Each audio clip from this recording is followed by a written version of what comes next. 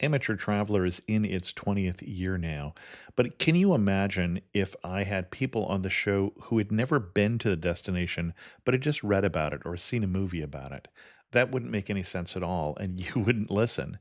We all know how important it is to receive advice from people who know a destination to get the most authentic local experience. And a great option for experiencing this is Explore Worldwide and their authentic small group adventures, led by local tour leaders, perfect for solo travelers who want to meet like minded people with a desire for adventure. I'm often an independent traveler, but two of my last three trips were with small group tours because they organize everything and it's a lot easier. If you want to recreate the tour I did to Malta, they have a Malta and Gozo Discovery Tour. I'm intrigued by one of their tours called A Taste of Sicily. The company again is Explore Worldwide, and visit exploreworldwide.com to learn more. And thanks to Explore Worldwide for sponsoring this episode of Amateur Traveler.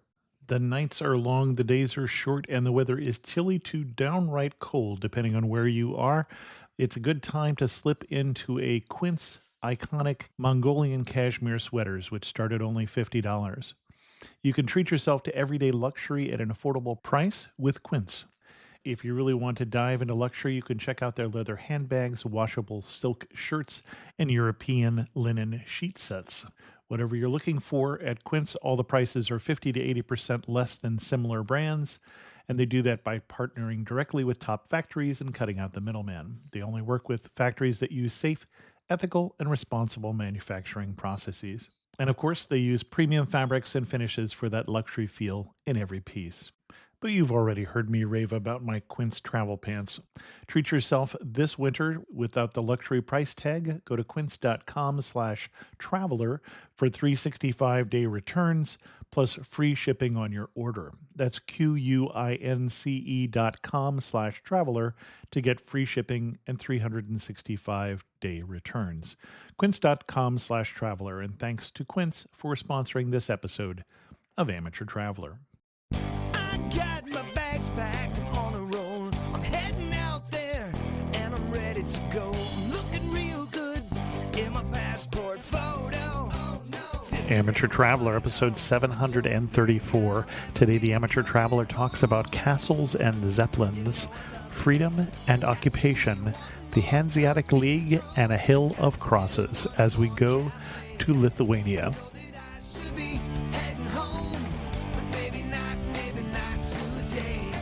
Welcome to the Amateur Traveler. I'm your host, Chris Christensen. Let's talk about Lithuania.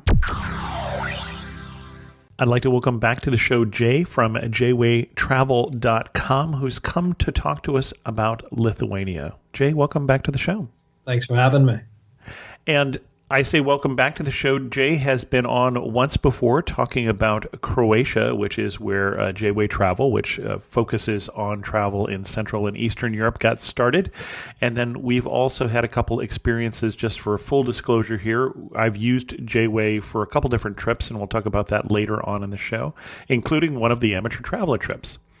So, Jay, why should someone go to Lithuania? Well, Lithuania, I must say, is one of my personal favorite countries. I actually spent a month there this past summer. And for being such a small country, there's really a lot to see there and really sort of a lot of different experiences you can enjoy. And I think it gives people an opportunity to go somewhere a little bit unusual that's not so often visited, especially by Americans, but a place that really has a solid tourist infrastructure. So you can certainly get around well. Site-wise, there's plenty to see. And I think the tourist board does a really good job there. So they're very welcoming to tourists as well. Of course, it was a former USSR republic, which makes it exciting. But at the same time, it's still a very safe, clean, and well-developed place. So I think you get a mix of sort of the modern, but you also do get that communist flavor and history. But you can really see how quickly the country has grown in the 30 years since the fall of communism. With that, it does bring also some reasonable prices, which is great. Everybody loves that, being more Eastern European, although I would almost not classify it as Eastern European, more just in the way it is developed. And we do find a lot of people come for family heritage type trips to trace their roots, that sort of thing. So again, there's really a lot to see across the country for a small country of its size. You've got the capital of Vilnius, which is first and foremost where you'd want to start. Then there's also a couple of other secondary towns we recommend visiting. Well, and let's talk about that. What is your recommended itinerary? Okay, yeah, glad to go through that. So a typical itinerary, I mean, the main airport is in Vilnius, so you would typically start an itinerary there. We would have people spend probably 3 nights in Vilnius, covering the major sites there. Plenty to see in Vilnius, and then you would move on to the former capital of Kaunas, which is kind of a more, what I'd call maybe more local business city, so you get a more authentic experience, I'd say, there. And then Lithuania also has a coast to it on the Baltic Sea, so we typically have people spend some time in a city called Klaipėda, which is at the start of the Curonian Spit, which I will get into a little bit later. But that would be a typical itinerary highlighted by those 3 cities, but also visiting some stops along the way. Excellent. Well, let's jump into that then. You started us in Vilnius. Sure. So in Vilnius, like I said, probably have people spend about 3 nights. Very compact city, primarily made up of the old town, which is very much walkable, very colorful, cobblestone streets, very charming, but still pretty expansive. So you could certainly spend a day there. Places you want to see in the old town and surroundings. One definite, which I think I mentioned before, kind of getting a glimpse into the communist past, would be the Museum of Occupation, or the KGB Museum, which is actually housed in a former KGB prison. So yeah, pretty eye-opening experience. You go into the basement there, into the cells, and really get a feel for what people went through during the communist time. So really well done museums with, I think, 4 or 5 floors of exhibits. So a definite spot to give you a glimpse into the past. You definitely want to hike up. It's a bit of a trek, but there's a spot that's on the top of one of the hills overlooking the city. It's called the Hill of 3 Crosses. And when you reach the top there, you'll find 3 giant crosses. But the main attraction is just the view over the city, which is really spectacular. There's a couple other viewpoints. You can go to the Gediminas Castle, another good hike. So you'll be doing some walking in Vilnius for sure. You definitely want to get out to Užupis, which is basically a self-proclaimed separate republic within Vilnius. And essentially, you cross a bridge. They've got a passport control spot where they'll stamp your passport. Of course, it's fictitious, but they really do believe it. And it's, well, I say it's fictitious, but there's actually sort of a government, and it is for fun, but they take it pretty seriously. There's like a constitution, which is on one of the walls of the city. So a very quirky place, very sort of alternative bohemian place that is set upon a river. So really picturesque as well. So you definitely want to check that out. It reminds me of the Christiana neighborhood in Copenhagen. Yeah, exactly. Okay. All right. Just without all the the weed. Okay. Fair enough. And then there's the very impressive Cathedral Square, which houses a tower there. That was the other spot I was mentioning for some really good views over the city and the cathedral itself. So that's spectacular to see. You can go a little bit outside the center to the TV tower, which I quite enjoyed and did on one of my later trips to Vilnius. I had been there a few times and hadn't visited it, but I definitely recommend it. Another communist landmark, which gives you really a good feel for the outskirts of Vilnius. So I think that's worth a look. I want to say something about the cathedral before you move on. It might come as a surprise to people because we are relatively far east, but we're not talking about an Orthodox cathedral, but Lithuania has often been closely associated with Poland politically, off and on over the years, and it is predominantly Roman Catholic. Absolutely, yeah. That's certainly the Polish influence because they were occupied by Poland, and you can see it in the city, and obviously being a neighbor of Poland. So other than that, there's a great area again, a little bit outside the center. Called, I hope I can pronounce it right, Zvirnas. Maybe the Lithuanian listeners can correct me, but really I'll get the emails. sort of local area with these great wooden houses and really cool architecture and kind of colorful.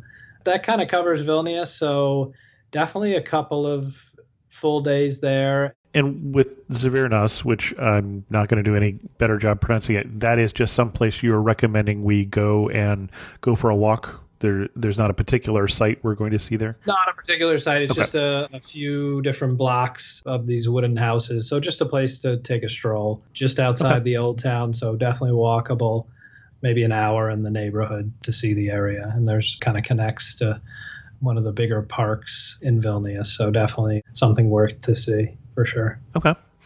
And then while we're in Vilnius, are there any other sites that we should see in the city first? No, I think covered everything. Just little areas of the old town. I mean, there's one section called the Glass Quarter, which is actually the former Jewish ghetto. It's Okay. really pretty, really nice little cafes and cobblestone streets. It's just a place for wandering Vilnius and getting lost. So that's half the fun of it for sure. Okay. And one thing I should mention, a definite day trip just outside the city, which is very close, actually, within 30 minutes, maybe even closer to 20 minutes, is to Trakai, which is a village which houses a gorgeous medieval castle located on an island in the middle of a lake. So really picturesque and great in the summer. People are out there sailing, canoeing, swimming. So just a really great atmosphere, especially in the summer. And one of the things we offer that you'll often see while you're out there and also in the city in Vilnius is hot air balloon rides that take you over Trakai and also over Vilnius. So a great way to see the city from above and get a really amazing vantage point. And I wouldn't be surprised if the episode photo that I show here for the episode is Trakai, because it is a beautiful, looks like brick castle, rebuilt, I'm reading, in the 1800s, but originally from the 1400s. So it really does look like a straight out of the Middle Ages sort of place. Yeah, fairy tale stuff and a must see. A half day trip, like I said, maybe 20-minute to 30-minute drive. So you could easily spend a full day there if you got out on the water and everything, but just to visit the castle, have a nice lunch out there. There's a couple nice restaurants on the water. So yeah, a definite when going to Vilnius. Well, and you bring up restaurants. Before we leave Vilnius, I imagine the food scene would be worth talking about. And I do not know Lithuanian food, so I don't know what kind of food I should go and where I should go. Yeah, I sampled plenty of it this summer in the month I was there. And Doing the hard work for us. I appreciate that. yeah, somebody's got to do it. So yeah, food wise, a number one, their sort of claim to fame dish is called a zeppelina. And it's essentially sort of mashed potato kind of hardened with different things inside, whether it be cabbage, whether it be meat. And it's thick and heavy. And afterwards, you're going to feel like you have a brick in your stomach, but it's really tasty. I know it sounds not too appetizing by the feeling, but it's heavy and delicious. And this is spelled with a C. It's Cepelia. And I'll put a link to that in the show notes, but it is pronounced, as you said, Zeppelin, and is really named after Zeppelins. It may not be as light as airships, but it is named after them. And it has the shape, so that it's consistent. So that's your number one. And otherwise, one thing in the summer that's great to try is a cold beetroot soup. Very refreshing. They like their heavy foods, so things like game dishes. I've actually eaten beaver there, which was very interesting for the first time. And you name it, any other kind of game you can think of, really.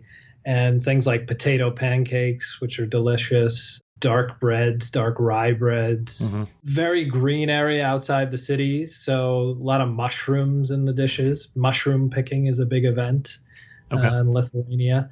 And if you get to the coast, a big thing is smoked fish, which we'll talk about a little bit later when we talk about the coast. Otherwise, drink-wise, they have some local liquors to try. There's a pretty big craft beer scene. So if you're a beer lover, I was very impressed this last trip just to see how much the restaurant scene had developed there. A lot of great international restaurants.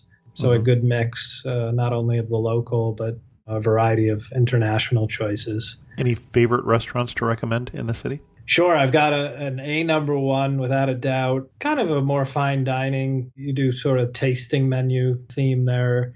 And again, let me see if I pronounce this right. But Gigausmas. Okay. Yeah, Dziaugsmas. That was excellent. And I did a tasting menu there. And a little bit international menu with sort of a Lithuanian flair to it. But that's a must try. And if you want to get your Zeppelina fill, the one sort of famous name in the city, which has a couple of, I think, 3 locations. Let me try again on pronunciation. Schnakutis is kind of well known around the city. It's like a pub. So you get your craft beer, your Zeppelina, very cheap. So a good place to try the local food. Okay, got it. And is that where we're going to get our beaver, or is that a different restaurant? The beaver I had at a place called Lokys, Lokyys, and Okay. that's in that Jewish quarter I had mentioned. Okay. So you can get a table outside in front on the beautiful cobblestone street, like perfect place for dining outside and eating beaver. All right. If you say so, sir. Where are we going to after Vilnius? Okay, after Vilnius, we'll head to Kaunas, which is quite close. You're there within a couple hours. So some people do it as a day trip. Certainly can warrant a couple overnights. Don't need much more than that. It's sort of the little brother to Vilnius. It was the former capital way back when, and it's actually going to be the European capital of culture in 2022. Oh, interesting. Which says Okay. a lot. That's a big distinction, no doubt. I would say Kaunas is a little more laid back. It's probably half the size of Vilnius. Still certainly plenty to see. Great city, again, very walkable like Vilnius. Has a very impressive castle, the Kaunas Castle, which is worth seeing. I think the highlight of the city is the old town. Similar to Vilnius, very colorful in the old town. Probably one of the most interesting buildings is the town hall, which is in a pretty sizable main square there. One thing I noticed walking around Kaunas was some great street art. So something unique that you can enjoy, a little different. And there's one long boulevard which leads up to the old town, which is great for a walk, called the Freedom Boulevard. And it's lined with trees in the middle. And on either side, you'll find restaurants and cafes. So really pleasant place to sit and have a coffee or a wine and watch people go by, basically. And one other site to check out, there's an old school funicular railroad that runs up one of the hills in Kaunas. And at the top, you get to one of the churches, which you go to the rooftop, and there's some great views over the city. So again, certainly enough to see, probably a full day's worth. So I think kind of max 2 nights there. Okay. So after Kaunas, we'll make our way to Klaipėda, which is kind of the biggest city on the Baltic Sea on the Lithuanian coast. And Klaipėda is more or less known for its architecture there, which is a German style of architecture known as Fouchwerk, which are basically houses made out of timber and very colorful designs on the roofs, which stand out. So the old town there is very distinct because of the architecture. Well, and you say distinct, you mean distinct from other Lithuanian towns. And I think when I took one look at it, I said, this is part of the Hanseatic League.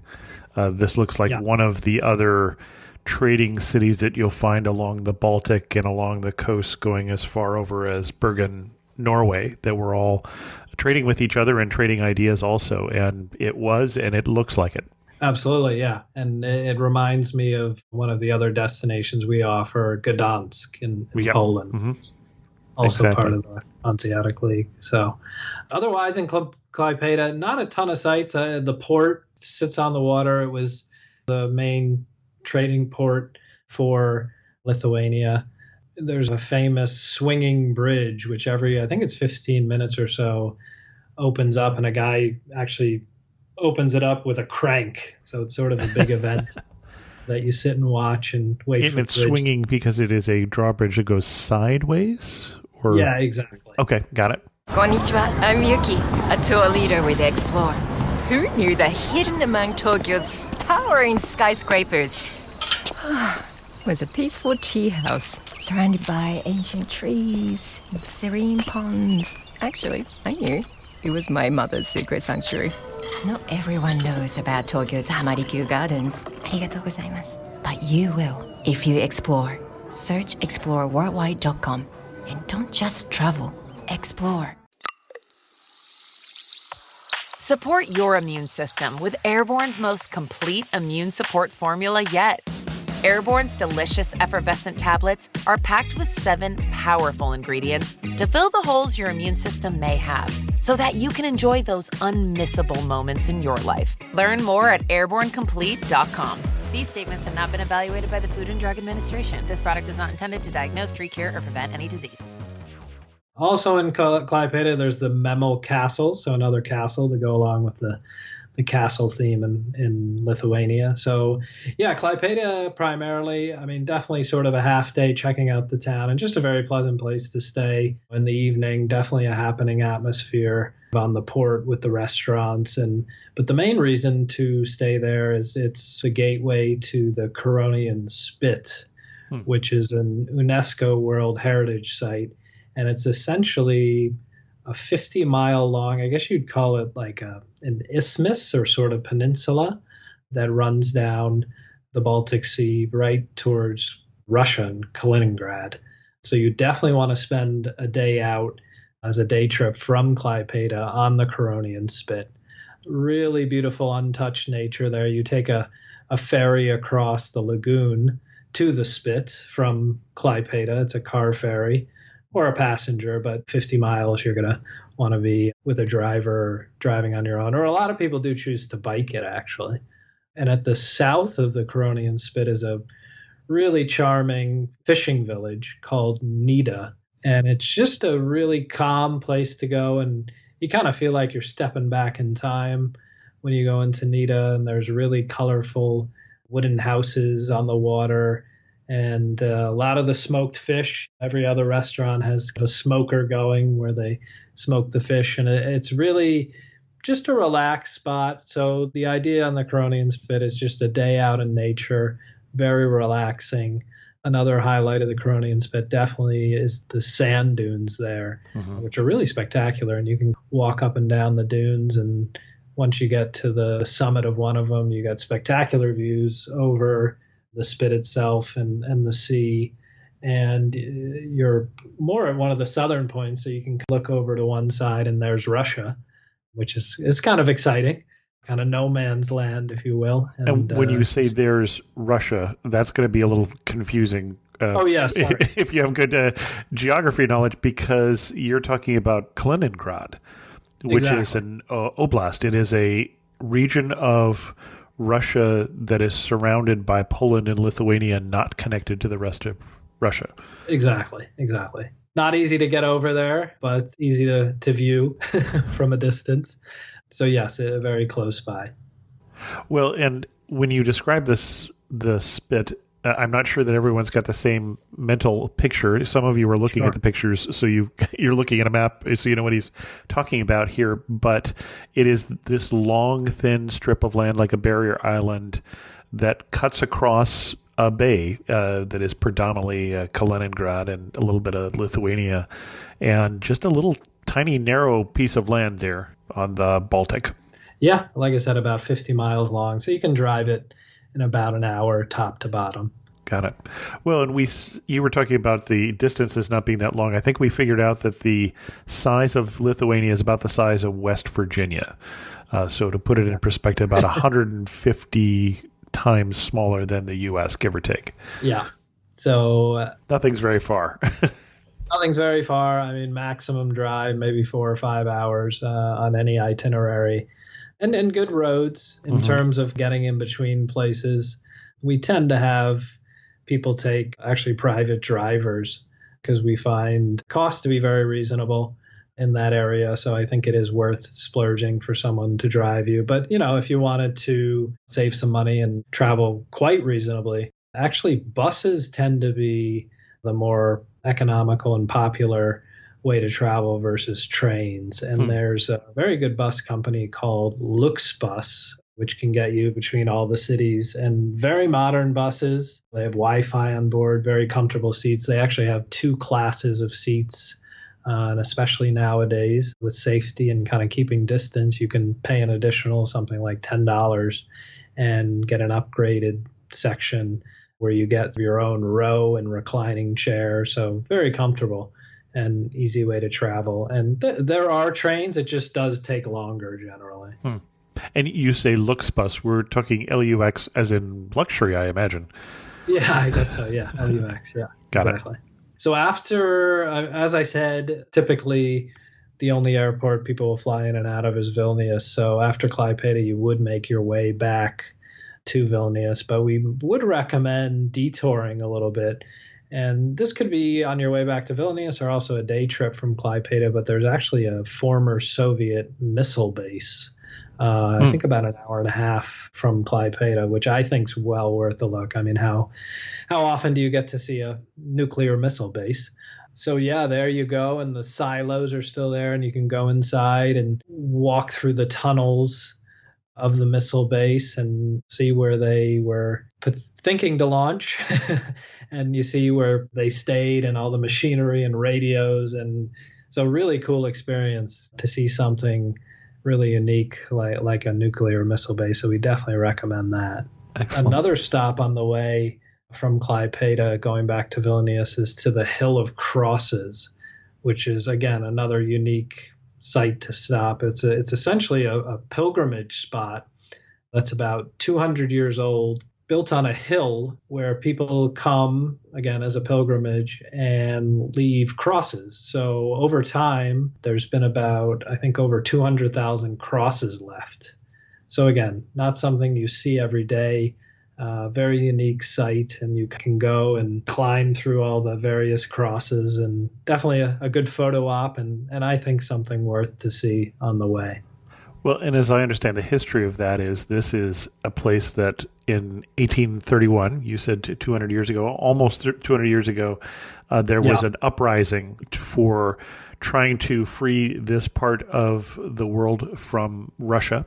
Obviously, Tsarist Russia at the time, during the time when Lithuania and Poland both disappeared from the map, and it was unsuccessful.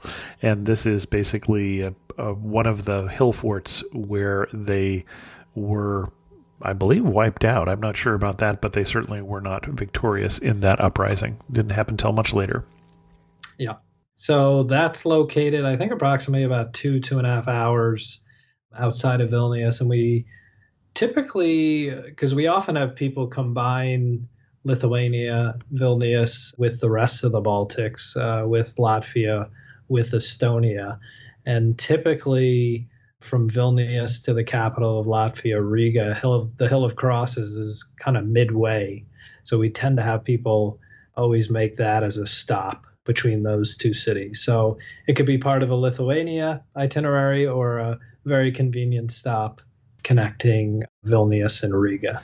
The other thing I was reading, as you're talking here, I'm reading that when the Soviets were here, they bulldozed the hill 3 times to wipe out all the crosses, because this was basically a symbol of Lithuanian independence, and they weren't so keen on the idea. And so one of the reasons it's so popular now is, at least at the time, Lithuania does have their independence and are enjoying that freedom to be able to put those back up and remember some of those who fought to get it for them. If fought successfully or unsuccessfully, they still fought for it. Yeah, definitely worth a stop. Something I think very unique to Lithuania, certainly. Coming back to Vilnius, maybe spend a night before you take your flight home. But I think that would, a week, 10 days if you really took it slowly and sort of took your time, had that extra day in places just to really hang out, if you will, and take it easy in the town. So I think a week to 10 days is about the right amount of time to cover Lithuania. Excellent. One more history note before we get to some of our wrap-up questions. You were talking about the castle in Klaipėda, Melmel Castle, and I happen to notice it's a Teutonic knight castle. And that's interesting because one of the things the Teutonic Knights did is they basically had a crusade against Lithuania. So it's yet another time when people were picking on Lithuania basically because Lithuania was pagan at the time, and so it was a crusade against them. And so that castle was not built for tourism, but built basically to control that land coming in from the west. They would have been based out of Malbork Castle, which you can still visit in nearby Poland. Excellent. Anything else we want to talk about before we get to some of our wrap-up questions? No, I think that covers it itinerary-wise. And like I said, small country, a lot of experiences. So that week or 10 days should allow you to really hit all the highlights and then some. Excellent. Well, and I'm going to admit at this point that Jay is being very nice because he's actually coming back on the show within a week because we had some technical difficulties and lost an episode. The one thing you mentioned last time that you didn't mention this time was the ethnographic museum. Okay. I think outside of Kaunas. Yes, exactly. Yeah, a place to go if you want to kind of step back in time to the old days of Lithuania. They have the old village, the old houses people used to live in, people dressed in costume. So it just gives you a feel for what life was like 100+ years ago back in the village days of Lithuania. And it's located, just outside of Kaunas, and even an easy day trip from Vilnius as well. So for history buffs and people who like to have that feel of the medieval days, that's certainly an option. Well, and I appreciate when he says for history buffs, he's really saying for me. So, and I notice as I'm looking at pictures of that particular museum, all the pictures have snow in them, which brings me to another question of when would you recommend someone goes to Lithuania? Yeah, very important note. I was there in June into July. Certainly any time from about late April, May till, let's say, early October. The latitude of Lithuania is a lot farther north than you might expect. So during the summer, very long days. I mean, when I was there in June, I was there also for the solstice. Sunset would be around, I think, 10:30, 11 o'clock. So quite late. So the benefit of that certainly is you can enjoy very full, long, sunny days. So you can really do a lot in one day. So, but the flip side of that is from late October, November till March, April, there's a lot of darkness and it's cold.